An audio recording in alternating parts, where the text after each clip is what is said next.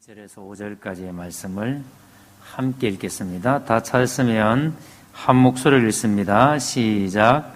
다윗의 아들 이스라엘 왕 솔로몬의 자문이라.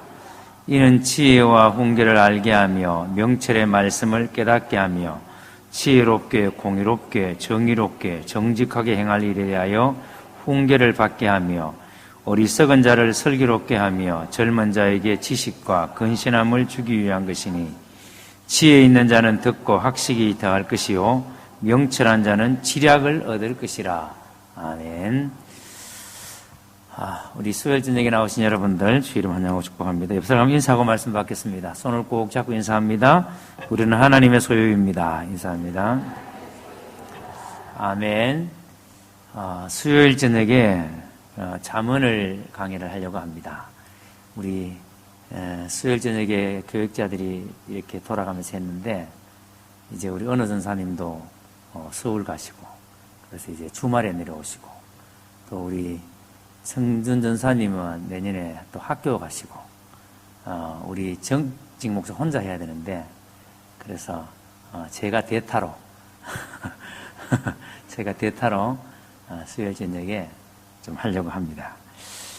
그래서 수요일 저녁에 이 잠언서를 강의를 하려고 하는데 오래전에 이 잠언서를 새벽 기도 시간에 나눈 적이 있습니다.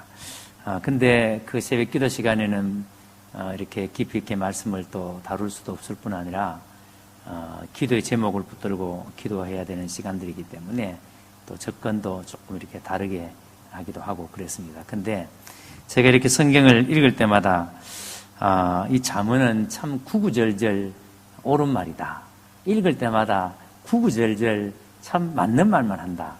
그런 생각이 듭니다. 근데 읽을 때마다 또 한편으로 드는 생각이 뭐냐면 도무지 우리가 범접할 수 없는 영역, 아무리 범접해 보려고 애를 써도 참 안 될 것 같은 그런 영역의 말씀이기도 합니다. 그래서 읽을 때마다 말씀은 참 좋은데, 참 좋은 말씀인데 하고 그렇게 또 지나칠 때가 참 많았던 것 같습니다. 그리고 이 잠언서를 여러분 가만히 읽어보시면 어떤 통일성을 가지고 그렇게 기록된 것이 아니라 단편적인 교훈들을 묶어놨습니다. 그러니까 한 절 한 절이 다 다르게 그렇게 단편적인 교훈들을 묶어 놓은 겁니다. 왜 이제 이렇게 했는가는 우리가 조금 이따 제가 한번 설명을 드리도록 하고, 그래서 이 잠언서는 다른 성경처럼 대지를 나누고 그러니까 문단을 나누고 문단의 핵심 내용을 찾고 그 핵심 내용을 가지고 이야기하고 이런 게 안 되는 게 이 잠언서예요. 그러니까 잠언서는 그렇게 문단을 나고 이렇게 연구할 수 있는 성경이 아니라 이 잠언을 제대로 이해하려면은 이것을 깊이 체험하는 길 외에는 다른 길이 없어요. 그러니까 이 말씀은 깊이 체험하는, 내 삶 속에서 깊이 체험하는. 자, 그러면 이제 이 말씀을 들을 때 여러분 이런 생각합니다. 목사님은 그러면 그 말씀 다 체험했습니까? 오늘도 당장에 지혜와 명철에 대해서 나오는데 지혜가 뭔지 명철을 뭔지 들으면서 야, 우리 목사님은 저 지혜가 저 명철이 체험되었을까? 이렇게 오면 이제 절대 제가 체험 다 됐기 때문에 전하는 말씀이 아닙니다. 그러니까 그만큼 이 잠언서는 다루기가 사실은 어려운 거예요. 왜냐하면 내 속에서 체험되어져야 될 그런 말씀들이기 때문에. 여러분 잘 아다시피 잠언은 누가 지었습니까? 솔로몬이 지었습니다. 솔로몬이. 열왕기상 4장 32절에 보면은 솔로몬이 잠언을 지었는데 무려 몇 개의 잠언이 있다 그랬습니까? 솔로몬이 지은 잠언이 3,000개의 잠언이 있다 그랬어요. 3,000개. 그러니까 솔로몬이 무려 3,000개의 잠언을 만들었다고 기록하고 있는데 이것은 솔로몬이 3,000개의 잠언을 다 만들었다기보다는 다윗 때부터 하나님께서 부흥을 주시면서 엄청나게 많은 설교들이 그 당시에 선포가 된 거예요. 요즘으로 말하면 제가 제 서재에 가면은 지금까지 경운교에서 했던 설교만 보니까 양이 어마어마합니다. 이걸 책으로 내면은 뭐 수십 건의 책을, 지금 바인더가 제가 한 50건 정도의 바인더가 꽉 찼어요. 새벽에 했던 거, 뭐 주일날에 했던 거, 금요일 했던 거, 이게 이제 전부 다 바인더에 꼽혀 있으니까 엄청나게 많은 양이에요. 그런데 이 다윗 때부터 하나님께서 부흥을 주시면서 어마어마한 하나님의 말씀을, 그러니까 요즘으로 말하면 설교가 이루어졌던 겁니다. 행해졌던 겁니다. 그래서 그 엄청나게 행해졌던 설교의 한 부분들을 모아져 있는 게 그게 잠언이에요. 요즘식으로 말한다면은. 자, 그러니까 이제 예를 들어서 저의 후손들이, 이경우 목사의 후손들이 권능 위에, 언약 위에, 그 밑에, 그 아래 가려가면서 윗대 할아버지가 행했던 설교, 근데 내가 자료를 만약에 물려준다면은, 좀 물려줄 생각이 하나도 없어요. 갈 때는 싹 다 태워보 가려고, 본 적도 없이, 도대체 이유가 누군지도 모르게 싹 다 없애보 가려고 지금 마음 작정하고 있습니다. 그래서, 만약에 봤을 때, 야, 우리 할아버지가 이런 설교를 행했었구나. 그래서 거기에서 단편적인 것, 아주 교훈 이렇게 되는 것을, 단편적인 것을 추려가지고 모아놓은 것이 그게 잠언이란 말이에요. 자, 그러니까 이 잠언서는 이제 그런 의미에서 이 잠언이 주어질 때는 어마어마하게 많은 양의 그 요즘식으로 말하면 설교가 이루어졌다라고 볼 수가 있습니다. 여러분, 잠언 1장 1절에서 9절까지는 잠언 전체의 서론에 해당하는 부분입니다. 근데 오늘은 제가 5절까지만 읽고 5절까지의 말씀만 여러분들에게 함께 나누려고 합니다. 이 첫 부분에서 하나님의 말씀이 우리에게 주는 유익이 뭔가, 하나님의 말씀, 그러니까 하나님께서 우리에게 말씀을 주시는데 그 말씀이 오늘 우리 성도들에게 어떤 유익을 주는가에 대해서 설명을 합니다. 그러니까 하나님의 말씀을 듣는 젊은이들에게 하나님의 말씀에 이런 놀라운 유익이 있다라는 것을 알려줌으로써 젊은이들의 귀를 솔깃하게, 하나님의 말씀엔 이런 유익이 있으니까 너희가 귀담아서 이 하나님의 말씀을 들어라, 이렇게 설명을 하는 겁니다. 자, 여러분, 이 솔로몬의 잠언에서 솔로몬이 제일 먼저 언급하는 게 1절 한번 보시기 바랍니다. 우리가 같이 한번 읽어봤으면 좋겠습니다. 1절을 먼저 읽겠습니다. 시작. 자, 다윗의 아들 이스라엘의 왕 솔로몬의 잠언이라, 이렇게 시작을 합니다. 여러분, 하나님의 말씀은 객관적인 진리만을 가진 것이 아니라 우리의 삶에 적용할 수 있는 구체적인 가르침들이 굉장히 많이 있습니다. 그래서 하나님의 말씀에는 객관적인 진리, 예수님이 우리를 구원하셨다, 하나님이 세상을 만드셨다, 이런 것들은 객관적인 진리들입니다. 그런데 우리의 삶에 구체적으로 적용할 수 있는 교훈들, 그게 잠언서가 대표적인 것들이에요. 잠언서는 실제적으로 우리의 삶에 어떻게 하나님의 말씀을 적용해야 되는지에 대해서 아주 구체적으로 말씀해 주는 것입니다. 예를 들어서 여러분, 출애굽기나 레위기서를 읽어보시면은 이 출애굽기나 레위기서는 말씀에 전체적으로 본다면은 원론과도 같은 거예요.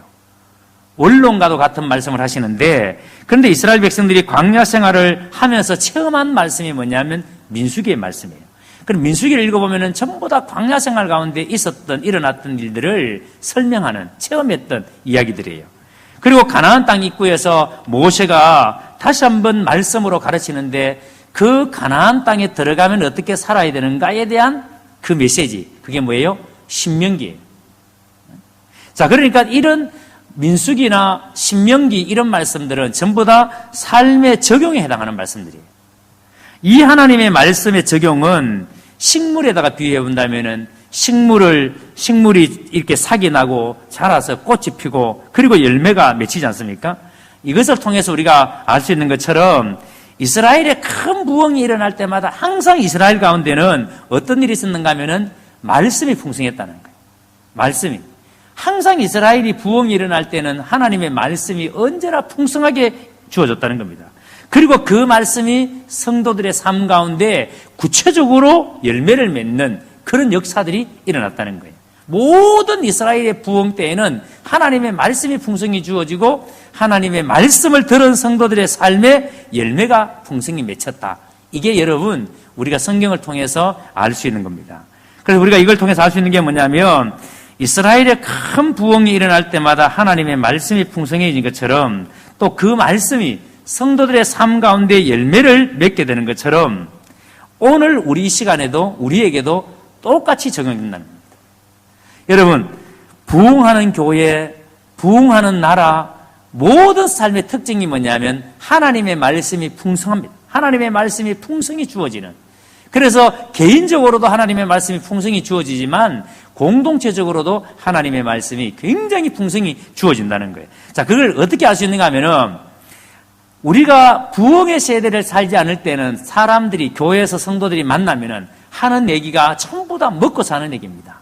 돈 얼마 벌었니? 너 무슨 옷 사 입었니? 오늘 어떻게 살았니? 이런 얘기들이 주를 이루죠. 그런데 진짜 영적 부흥이 일어날 때에는 성도들이 만나서 하는 얘기들이 말씀에 대한 얘기예요. 오늘 말씀 뭐 받았니? 어떤 말씀 받았니? 그 말씀이 어떻게 너의 삶 속에서 이루어졌니? 이런 얘기들. 그래서 그 말씀을 듣는 성도들마다 모여서 끊임없이 계속 말씀에 대한 나눔이, 말씀에 대한 얘기들이 끊임없이 이어집니다. 그래서 자기들의 삶에서 일어나는 하나님에 대한 얘기가 부흥 세대에는 일어난다는 거예요. 자, 그래서 우리 교회도 마찬가지예요. 우리 교회가 지금 부흥하는 교회인가, 부흥하지 않는 교회인가를 알 수 있는 바로메타는 우리 교회 안에 하나님의 말씀이 얼마나 많이 회자되고 있는가, 얼마나 하나님의 말씀이 구체적으로 우리 성도들과 나누어지고 있는가. 모이면은 하나님이 지난 주일날 이렇게 우리에게 말씀해 주셨는데, 나에게 말씀해 주셨는데 내가 이번 주간에 하나님께서 이렇게 역사하시는데 너무 놀랍다고, 하나님께서 말씀으로 나를 인도해 주시고 어떻게 나를 인도해 가시는지에 대한 얘기들로 성도들이 흥분이 되는 거죠. 이스라엘 백성들 그를 인도했던 그 광야를 한번 생각해 보세요. 모세 때에 한번 생각해 보세요. 이들은 광야에서 엄청난 경험을 했습니다. 매일 아침에 만나를 거두어 나가는데, 여러분 처음에 만나를 거두어 나갔을 때에 그냥 입 꾹 다물고 만나를 거두었겠습니까? 그 만나가 주어졌을 때에 광야 백성들은 얼마나 흥분했겠어요. 세상에 어떻게 이런 일이 일어날 수 있냐, 하늘에서 어떻게 이런 게 떨어질 수 있느냐. 그러니까 여러분 만나를 주워 담을 때 백성들은 흥분한 상태에서, 그리고 모이면은 내일 아침에 정말 내릴까? 매일 아침마다 만나를 거두어 나라 그랬는데 나는 말씀을 따라서 말씀대로 오늘 것만 거두어 들었는데 정말 내일 아침에도 내릴까? 정말 내일 아침에도 오늘처럼 이렇게 만나가 내릴까? 모이면은 사람들이, 광야 백성들은 그냥 하나님의 말씀이 어떻게 이루어지는지 그 기대감, 그 이야기들로 성도들은 흥분해 있었던 거죠. 다윗 때도 보세요. 다윗은 사울에게 쫓겨다니면서 끝까지 말씀을 붙잡지 않습니까? 말씀을 붙잡으니까 삶의 모든 영역에 신하들은 사울을 지금 당신이 왕이 될, 하나님께서 당신을 기름 부으셨고 왕이 되셔야 되는데 이제 이건 하나님이 주신 기회다. 그런데 다윗은 아니다. 여러분, 매일 하나님의 음성 듣는, 하나님의 말씀을 듣는 사람에게는 그게 아님을 알죠. 그래서 솔로몬은 2절 한번 보시기 바랍니다. 2절. 이렇게 다윗의 아들 이스라엘 왕 솔로몬의 자문이라 하면서 2절에 이는 지혜와 훈계를 알게 하며 명철의 말씀을 깨닫게 하며 그랬습니다. 이는 지혜와 훈계를 알게 하며. 여러분, 지혜라는 말은 원래 이 스킬, 기술과 이제 같은 말입니다. 기술, 여기에서는. 여기서 말하는 지혜는 그러니까 철학적인 그런 지혜를 말하는 게 아니에요. 그러니까 여기서 말하는 지혜는 우리가 무엇을 할 수 있는 기술. 그래서 기술자들이 그 기술들을 습득하기 위해서 엄청난 오랜 시간 동안에 여러분 기술을 습득하지 않습니까?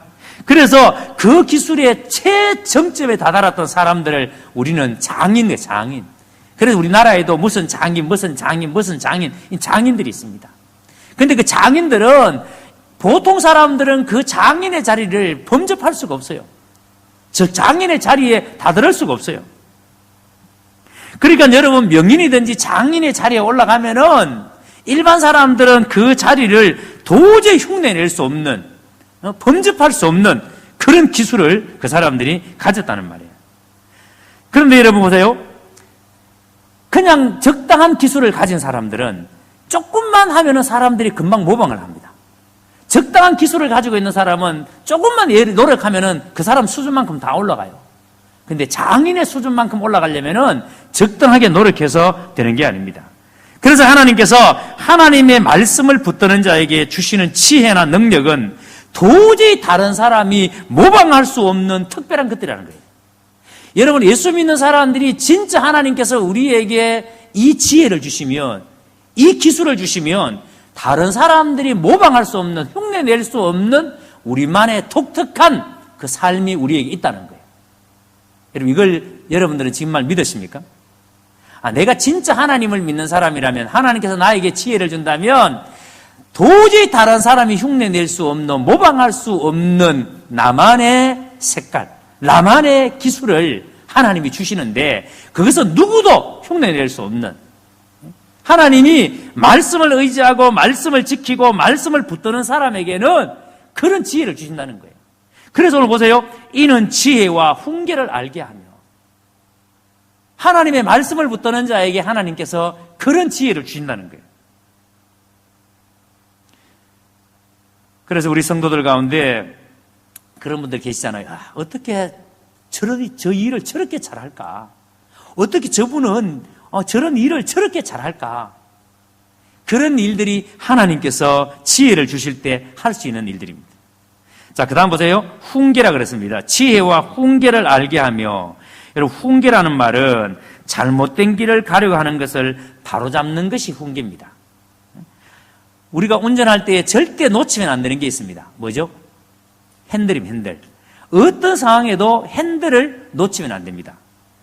여러분, 핸들을 놓치면 대형 사고가 날 수밖에 없죠. 그래서 우리가 길을 똑바로 가기 위해서는 늘 핸들을 가지고 길이 굽으면 핸들을 돌려야 되고, 그죠? 항상 길에 따라서 핸들을 조정을 해야 하는 겁니다.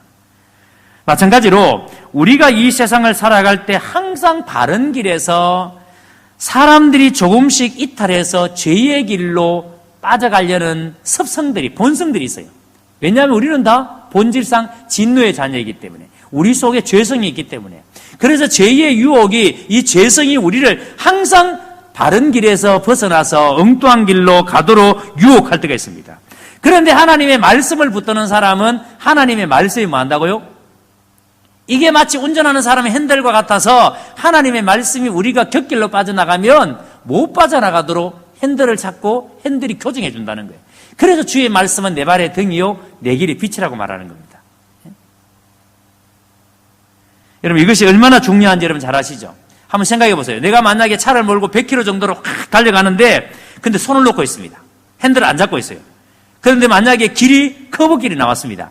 근데 내가 만약에 100km 달려가다가 핸들을 놓고 있는데 커브길이 나왔어요. 어떤 일이 벌어질까요? 100km 달려가다가 여러분 내가 핸들에 손을 안 잡고 있는데 커브길에 나오면은 그냥 여러분 차는 그냥 커브길에서 낭떠 떨어지는 거죠. 상상할 수 없는 거죠. 그러니까 우리가 한순간도 죄를 생각하지 않고 살면 좋겠지만 우리 인간은 절대 그럴 수가 없어요. 끊임없이 죄는 우리를 시험합니다. 유혹합니다. 우는 사자와 같이 삼킬 자를 두루 찾습니다. 그래서 타락한 인간은 죄성을 가졌기 때문에 절대 여러분 한순간도 죄를 생각하지 않고 살 수가 없는 거예요. 늘 이런 유혹 속에 사는 겁니다. 죄가 항상 내 앞에 있습니다. 그래서 이 죄의 유혹이 죽음보다 강하기 때문에 뗄래야 뗄 수 없는. 자, 그런데 우리가 하나님의 말씀을 듣는 순간, 우리가 하나님의 말씀을 붙잡는 순간 이 죄의 유혹이 어떻게 된다고요? 이 죄의 유혹을 우리가 이겨낼 수 있다. 그래서 내가 주께 범죄치 아니하여 주의 말씀을 내 마음에 두었나이다. 말씀을 붙잡는 거예요. 말씀을 붙잡을 때에 이 모든 죄의 유혹으로부터 우리는 정신을 차리고 바른 길을 가겠다. 그게 훈계예요. 자, 그러니까 하나님의 말씀을 붙잡은 자는 이는 지혜와 훈계를 알게 하며, 이는 잠은 지금 하나님께서 수없이 주어졌던 하나님의 말씀, 그 하나님의 말씀을 집대성, 이것을 전부 다 이렇게 단편으로 모아놨는데 이 하나님의 말씀, 이 잠언의 말씀이 이는 지혜와 우리를 훈계해, 우리를 최고의 장인, 최고의 기술자, 보통 사람들이 절대로 범접할 수 없는 최고의 기술자로 만들 뿐만 아니라 하나님의 말씀은 우리를 잘못된 길로 가려고 할 때에 이 말씀이 우리를 교정해 준다. 누구에게요? 말씀 붙잡는 사람에게. 오늘 여러분들이 말씀에 붙들려 있다면, 말씀에 붙잡힌 바 된다면은 여러분은 어떤 유혹에도 어떤 시험에도 여러분들은 넉넉히 이길 수 있는 겁니다. 아멘. 자, 그 다음에 또 보세요. 명철의 말씀을 깨닫게 하며 그랬습니다. 이는 지혜와 훈계를 알게 하며 명철의 말씀을 깨닫게 하며 명철의 말씀을 깨닫게 한다. 여기서 명철이라는 것은 지혜가 이미 내 속에서 체득되어진 상태. 그러니까 지혜로 내 속에서 이미 충만해지는 상태. 그게 명철이에요. 자, 그러니까 내 속에 지혜로 충만되어졌을 때, 즉 명철이 있을 때 어떻게 삶이 드러나는가 하면은, 자, 예를 들어 보겠습니다. 여러분들이 하루에도 수십 가지, 수백 가지의 선택을 해야 됩니다. 자, 요즘 같은 이제 수능을 친 아이들은 이제 오늘이죠. 수능 발표한 게, 점수가 나온 게 오늘입니다. 그러면 이제 아이들은 성적표를 들고 그 성적표를 가지고 어느 대학에 갈 것인가 선택을 해야 돼요. 그러면 엄마가 조언을 해줍니다. 아빠가 조언을 해줍니다. 그러면 너 성적을 보니까 너 성적은 어디에 가야 돼? 어떻게 해야 돼? 조언을 합니다. 그런데 여러분 보세요. 명철이라는 게 뭐냐면 보통 사람들은 성적을 보고 성적에 맞추어서 어디에 갈 것인지 고민하지만 명철을 가진 사람은 그런 게 아니에요. 나의 진로, 나의 진학 이 모든 문제에 여기에 하나님의 뜻이 무엇인가? 하나님께서 나에게 주신 일이 무엇인가? 그걸 생각하는 거죠. 그러니까 여러분, 모든 상황 속에서 명철이라는 것은 하나님의 뜻을 아는, 하나님의 뜻을 발견하는. 자, 건강도 마찬가지입니다. 우리가 몸이 아파요. 어제 우리 김동기 집사님 신방 갔더니만 우리 집사님이 위암 2기예요. 그래서 집에 가니까 또 안 계셔. 김표로 권사님 신방 갔다가 집에 계신다고 그래서 갔더니만 안 계셔요. 그래서 전화를 하니까 참기름 사러 간다고 짝대기를 짚고 가다가 이제 전화를 받고 이제 다시 돌아오셨어요. 한참 기다리니까 이제 돌아오셨어. 그래서 방에 들어가서 이제 예배를 드리고 이야기를 나누다가 위암 2기래요. 그러니까 이제 위암 2기라 그러니까 집사님 처음에는 연세가 90이신데 얼마나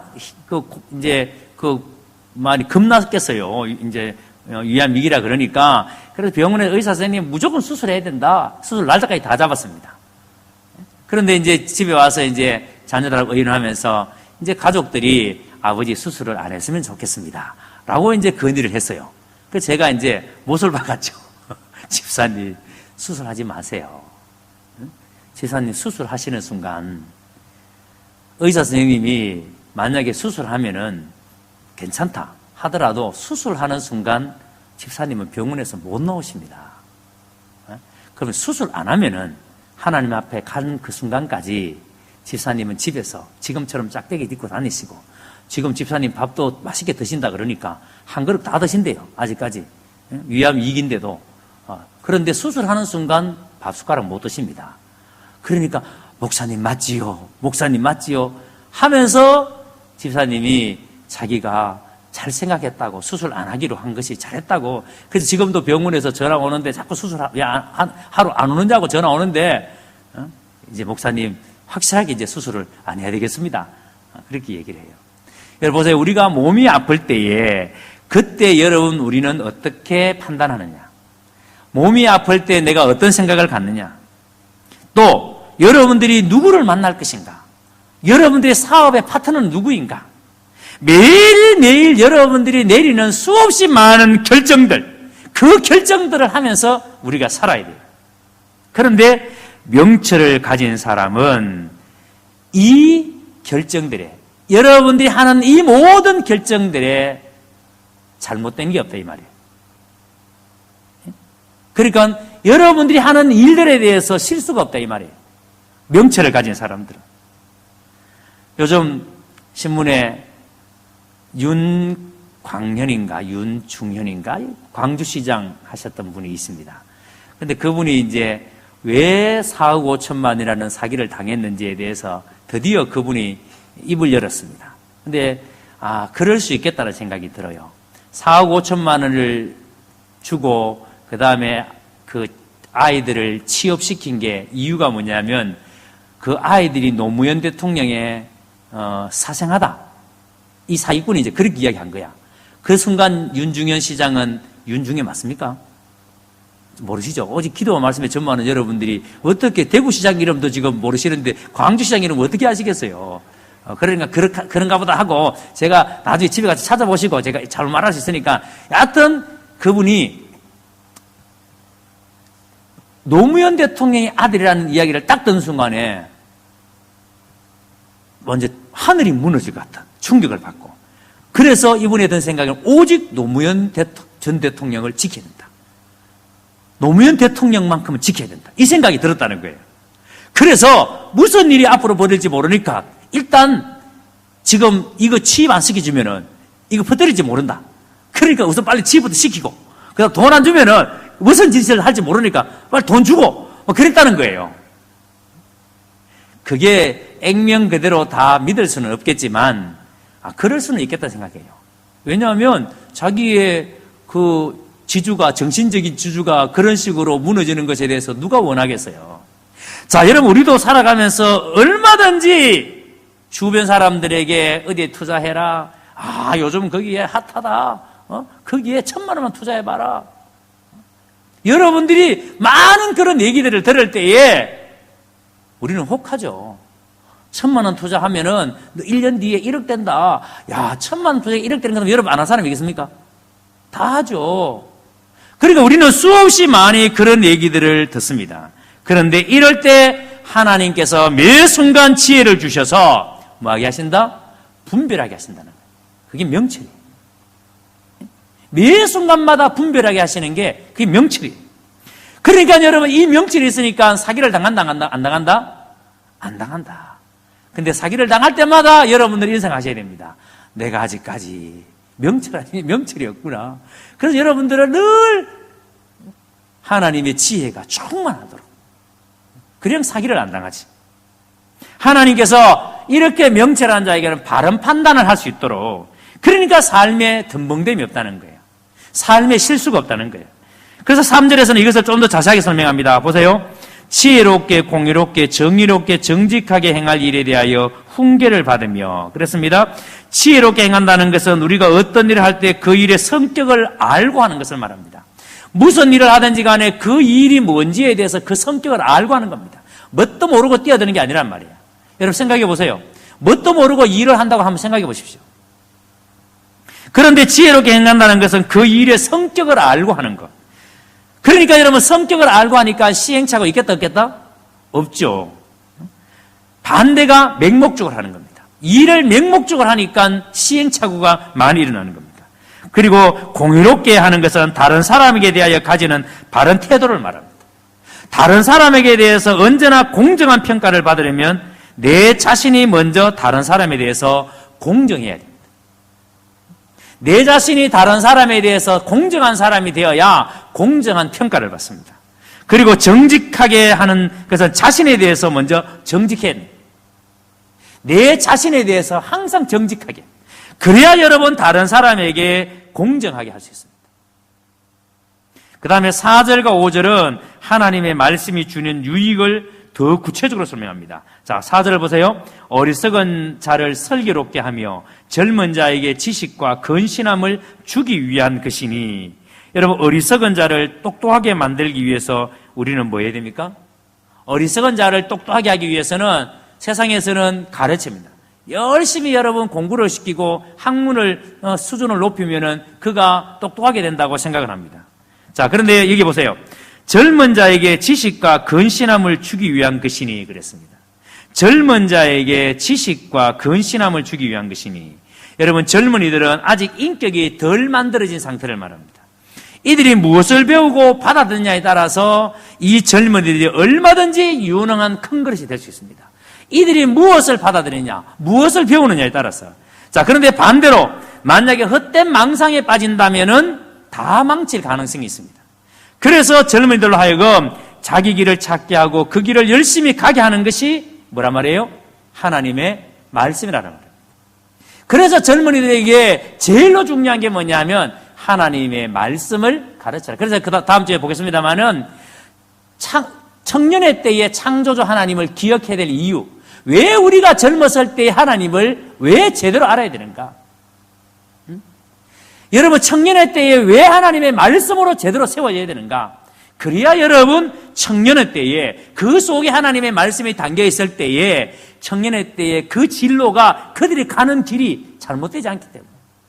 그런데 이때 청년의 때에 하나님의 말씀이 제대로 세워져 있지 않으면 생각하는 거, 판단하는 거, 하는 모든 일들이 뭐예요? 시행착오를 겪을 수밖에 없죠. 여러분, 그 일이 제대로 될 수가 없죠. 그래서 실컷 시행착오를 겪다가 나중에 기어코 하나님께서는 그를 돌아오게 하시죠. 그래서 여기 근신이라는 걸 눈여겨보세요. 근신.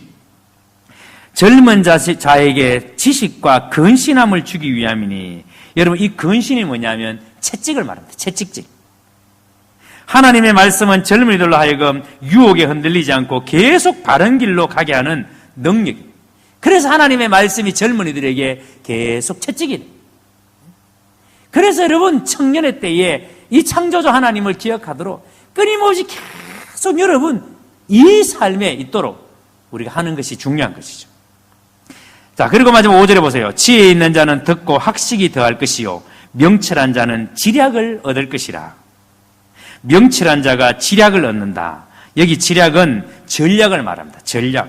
이것은 우리가 어떤 상황에 효과적으로 대비하는 것을 말합니다. 그러니까 말씀에 붙들린 사람은 우리가 어떤 상황에 놓이더라도 어떤 상황에 있더라도 가장 효과적으로 대비할 수 있게 된다 이 말이에요. 우리가 말씀에 붙들릴 때. 그래서 이 잠언서는 이렇게 단편적으로 하나하나가 우리가 어떻게 우리의 삶 속에 있이 체험되어져야 되는가. 이게 체험되지 않으면 이 말씀이 무슨 의미인지를 제대로 알지 못하는. 그래서 여러분들이 진짜 직접 하나님의 말씀에 붙들린 바 되어지고, 그래서 하나님의 말씀으로 말미암아 여러분이 이런 어떤 상황 속에서도 하나님의 말씀이 우리를 잘못된 길로, 엉뚱한 길로 빠지지 않도록 하나님의 말씀이 우리를 붙들어주는, 그것이 경험될 때, 아, 명철한 자가 지략을 얻을 것이다. 이 말씀이 와닿는 거죠. 명철한 자가 지략을 얻을 것이다. 어떤 상황에도 하나님께서 효과적으로 대비할 수 있도록 하나님의 말씀이 우리를 그렇게 인도하시는구나. 이걸 깨닫게 되는 거예요.